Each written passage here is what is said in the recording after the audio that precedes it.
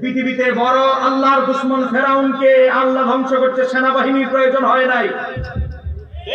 আল্লাহ এজিদের জন্য নির্বাচন করলেন আল্লাহর এক মাখলুক বানরকে। আবার এজিদের নিজের টাকার কিনা বানর। এজিদের 18টা কুকর্মের ভিতরে 16 নম্বর কুকর্ম হলো পশু পাখি দিয়ে লড়াই করা, তো মোরগ দিয়ে মোরগের বিরুদ্ধে,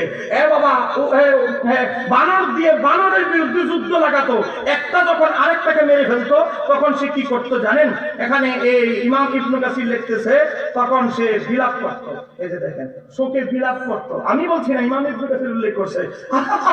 এই আমার বানরটা মরে গেল। চিন্তা করেন, বানর দিয়ে বানরের বিরুদ্ধে যুদ্ধ লাগায় বানর একটা আরেকটারে মেরে ফেলছে, হে কান্দে। এর চেয়ে বড় মানসিক রোগী আর কেউ হতে পারে? এই দেখেন এজিদের পরে এজিদ কিভাবে মারা গেল। আমার আল্লাহ একটা বানরকে হুকুম দিলেন, ও বানর, তোমাকে এজিদ ক্রয় করেছে, আমি আল্লাহ তোমাকে হুকুম দিচ্ছি, এজিদ যখন তোমাকে আগামীকাল এক বানরকে আরেক বানর তোমার বিপরীত বানরের দিকে তোমাকে লাগিয়ে দিবে, তোমার প্রতিপক্ষকে কামড় না দিয়া কামড়টা দিবা এজিদের ঘাড়ের মাঝে। ইমাম ইবনে কাসির লেখে, এজিদের মৃত্যুর কারণ ছিল যে সে একদিন একটি বানরকে উঠিয়ে দোলা দিচ্ছিল, আর অমনি একটি বানর তাকে কামড় দেয়, কামড়ের বিষে সে মারা যায়। একটু জোরে বললাম মারহাবা। কেন মারহাবা বললাম? কেন মারহাবা বললাম? হুজুর এজিদ মরছে, মারহাবা কেন?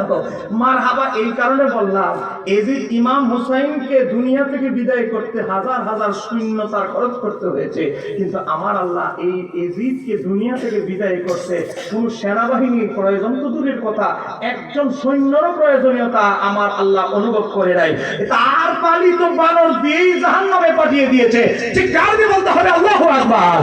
বলেন, চুকে চুকে আহলে বাইতের যত শত্রু ছিল তারা অপমানিত হয়েছে, অপমানিত হবেই হবে। ঠিক কারণে বলতে হবে, ঠিক কিনা? সেই মুখে, আমি রাজনীতি ওয়াজ করি না, যেই মুখে মহরম মাসে বলল হযরত এজিদ, এই মুখের মাঝেই আমলিকে এক নাতা ঘুষি দিয়া সিটি কর্পোরেশনের মেয়র নির্বাচনে দাঁত তো লড়ে গেছে, ঠোঁট ফুলে গেছে। যেই মুখে এজিদকে বলল হযরত, আমলিকের নেতায় বলে এই কাজটা আমিই করে দিই। বলেন বাস্তব না বাস্তব? আমি অবাক হয়ে গেলাম। যেই মহরম মাসে সে হযরত এজিদ বলল, সেই মহরম মাসেই ঘটছে সিটি কর্পোরেশনের মেয়রের নির্বাচন, আর সেই মহরম মাসেই ঘটনাটা ঘটলো। আমি বলি, ইমাম হুসাইন তার রুহানি ক্ষমতা কি অবস্থা? রওজা থেকে তিনি কি এখনো কারামাত প্রকাশিত করছেন। হ্যাঁ, বলেন ইমাম হুসাইনের ক্ষমতা আছে না নাই?